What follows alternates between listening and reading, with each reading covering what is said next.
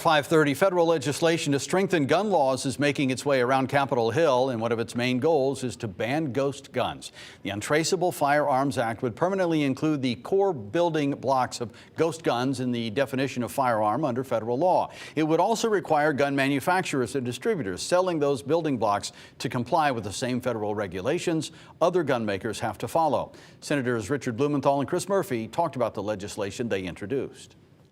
The attractiveness of ghost guns, these kits that you buy and assemble yourself, is that they are largely untraceable.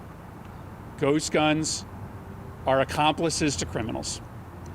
And the Biden administration has recognized that and is in the process of taking away the ability to sell one of these gun kits without going through a background check. But the problem with ghost guns is they bypass the checks and balances that are set in place.